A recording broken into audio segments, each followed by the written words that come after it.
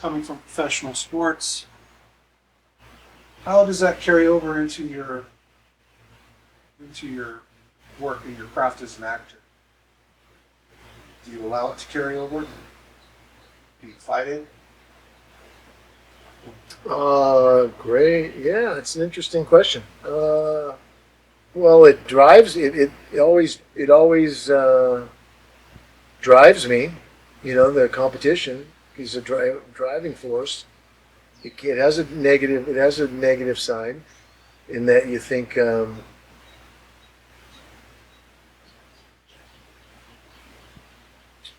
it's more ephemeral. The acting is like it's way more.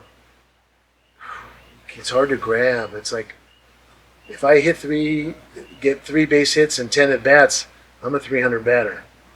So fact. So you're reaching. Are you It's reaching for fact. the stats?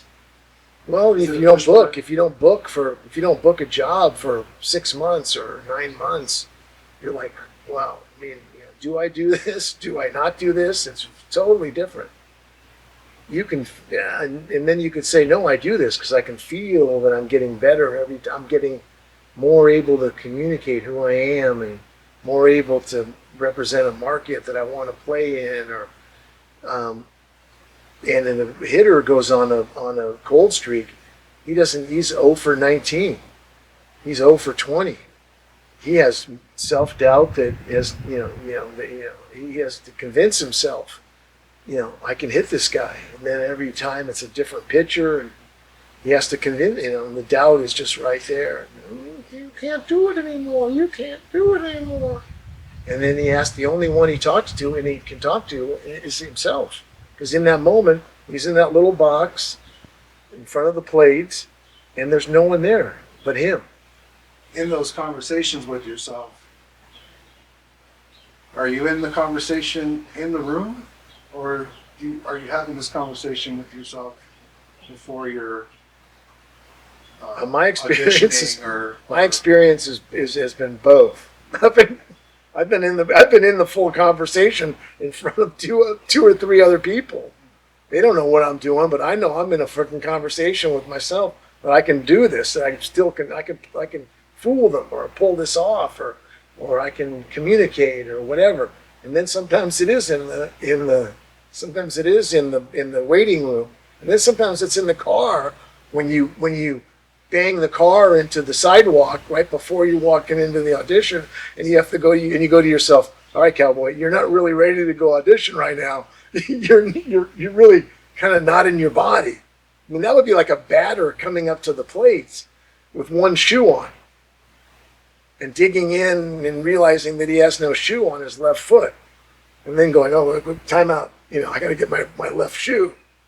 do you ever take those moments to you allow yourself the time to time out?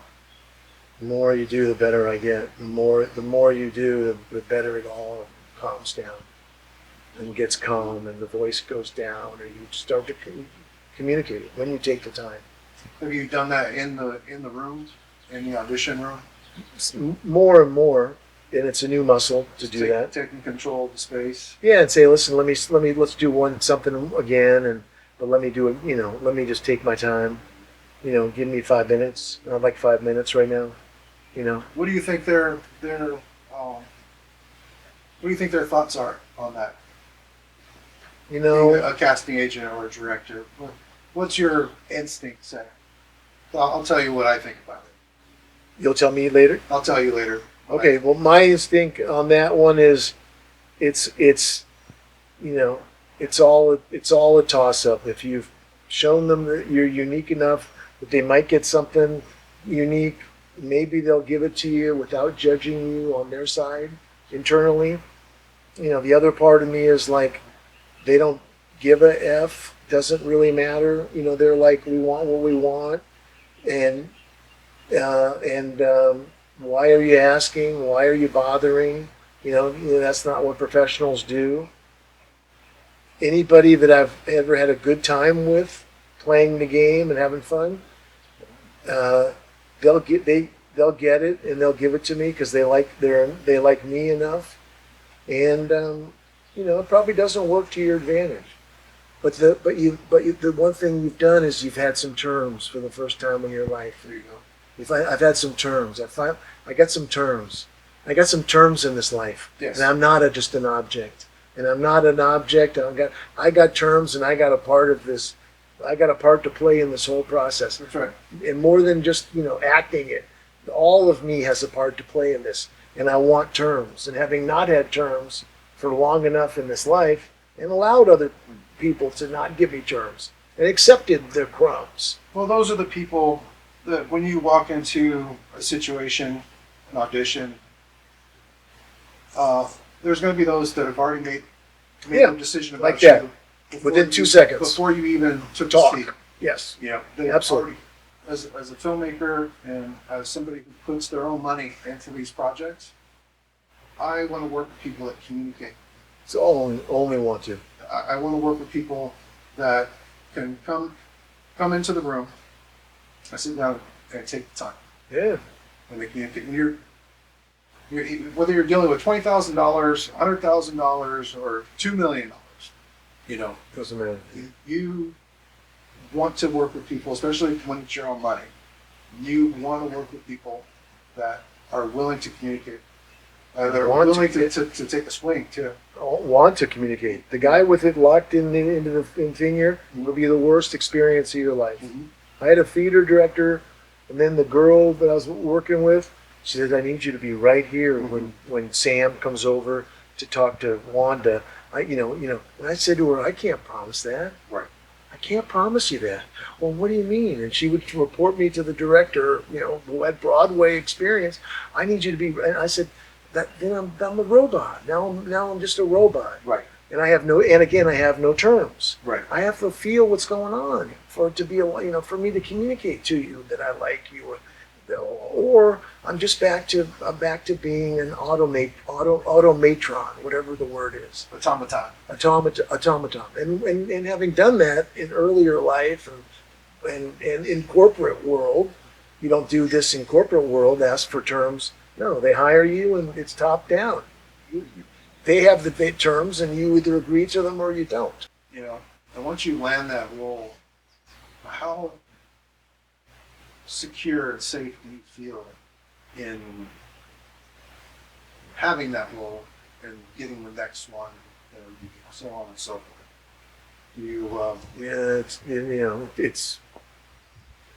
It's all that's where it's not sports. You can't focus on the averages in Hollywood. You have to focus on, I'm here for myself. I'm still having a good time. My bills are paid. I'm doing what I want to do, whether there's one person I'm talking to or 1 million people. That doesn't matter. None of that matters. I'm just here for myself. I'm here for myself to give. And whether one person receives it 100 million, it doesn't really, there is no average in Hollywood. And if you really trust the process, I just got something that I'm going to shoot in July in San Bernardino for a couple days, 2 or 3 days, with a fairly well-known actor that came with no audition. Because I sensed something and I had a feeling about something. So it makes up for the 10 others that I did that I thought were really good or felt good about. And it just shows me that I'm in the process. I'm in the soup. And the life said to me, "Okay, yeah, you are. We're going to let you know you're in the soup because we're going to call you and offer you this job." And they did. So you're in the soup. You're in the mix. You're in the game. And you're still in the game. And so you just keep showing up until you one day wake up and go, I don't want to bother with that game anymore. I'm going to go over here and put, do this other thing. And then you do. And guys, and then you don't. And then guys, how many stories are there of all those guys that have walked away to over here and all of a sudden the phone's ringing over here? It's energy. It's just it's different. And baseball's not about energy. Baseball's about eye on ball, hit ball to where Bobby isn't. And if you can do that, you can have a career and make a lot of money. But that's they're similar because it's a performance, but they're not similar. what's your thought process on being competitive in the auditioning realm? You know, Well, like a competitive athlete, I think you go for it. That's what I was saying earlier. There's so many things about certain actors who love, and what attracts me to them, male and female, is that they're going for it. They are unafraid to put themselves forward. They are unafraid to go for it, to be ugly, to be beautiful even, to be vulnerable. They think vulnerability is incredible. That where the whole world thinks vulnerability is something, they think vulnerability is incredible. They're going to show you the deepest part of, so you go for it. But then on the other thing, I don't pay attention. I'm not interested in what somebody else wants. I'm now, at this point in my life, strictly interested in what Howard wants. how long did that take you to reach That point? That 30 years.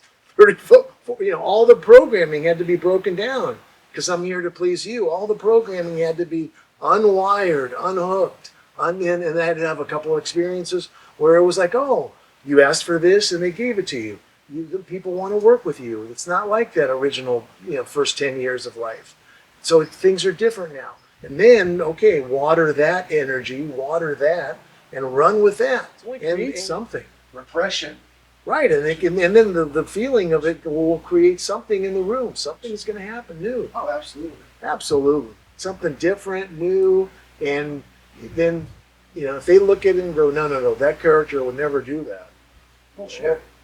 Garbage. Is that character not human? Exactly. Then you want to make an unhuman movie. Right. Then I'm so glad that we found that out early, because I consider myself a human and someone who's trying to become even more human. Right. More able to play in these extenuating circumstances. That this machine makes things somewhat artificial sometimes. Sure. And I want to find a way to become as free as possible in the middle of the machine. Feeling comfortable and natural and Everything, and freer and freer and freer. Is it through routine or through exercise? No, it's through working out. It's through the muscle. It's through hanging out here. It's answering the call whenever the call comes. It's from reading plays. It's from being really interested in how beautiful and dynamic this whole process is. It's magic. It really is something. There's something off the chart about this whole process. When you get handed a script, what's your take on, or how do you memorize lines? What's your... Me, I read it. I read it over, as many times as I can. Do you just go over it and I don't. over and over? Do you Yeah. connect one line to the next? Well, if it feels like it's connected, if it feels like it comes out of the script that way, a lot of times it's not written well enough. The main thing I don't do is oh, this is terribly written. Oh my God, this is atrocious. Oh my God, what did I sign on for? Everything can live in its own little zone, and you can lift it off. You can lift the stuff off the phone book into Shakespeare land. You can. You can. You can. You can take some of the worst scripts that are poorly written, or maybe you have a poor concept. Yeah, exactly. Concept. And you could really bring some interesting things out of it. Even playing, for like genre pieces, taking an opportunity to take those characters over the top. Yeah. Just make them. If the script isn't larger than life, make your character larger. You can than do life. it. Yeah, absolutely. Yeah. Take those opportunities to really. When you do run into those situations, that's the time to really turn on that expressive dial. Yeah. Because those are the movies that the performance saves it. Yeah. Those are the ones that love watching this guy. You love watching this guy. Go for it. Go for it. Do something. Run with this terrible piece of shit. Yeah. But he really grabbed it and he, took that character and made him level 10 to where it's a world on its own. Yeah. And he is living in his own world. And by thinking those kind of thoughts while it's gonna come through. It's gonna come Oh, through. but that's You can't. it's a It's great gonna come through. it's you. a great exercise to really go into those situations with that type of mindset of Yeah. just like really And- blowing it up. You know? Yeah, and even doing those exactly doing that whatever dialogue that is. Oh, as if it's oh, no, no, as if you're bringing the answer to the of how to solve the world's problems through some third lead or fourth lead guy who's kind of but not to not to judge them. Right. Leave them alone. Let something leave them alone. Oh, There might be something there. no, you'll find those, a little more often than not. Those concepts that just kind of need a little extra work. Yeah. But yeah, if you have the opportunity to run with one of those, Right. that's where a lot of the classics come from. Yeah. From that space. Yeah. No, and you run with it. Run with it. Run with it. Yeah. Get everybody else on board. Once somebody sees you doing that, they're Yeah, they're gonna have gonna fun. jump in and have Because some we all fun. were here to again. That's the crazy thing. The baseball player is there to get the base hits. Yeah. It doesn't work if I don't get a base hit. Nothing happens. But why are we here? To have a good to have. Why do I keep signing up for it? I want to have fun. Right. There was no fun when I worked in corporate America. I want to have fun. So I'm here to have a good time. Right. And work for somebody and show up and process emotions, be vulnerable. But I'm here to have I'm here to have fun. Yeah. It's a have fun professional. Absolutely. Yeah. Have fun in a professional manner and meet the requirements and enjoy myself.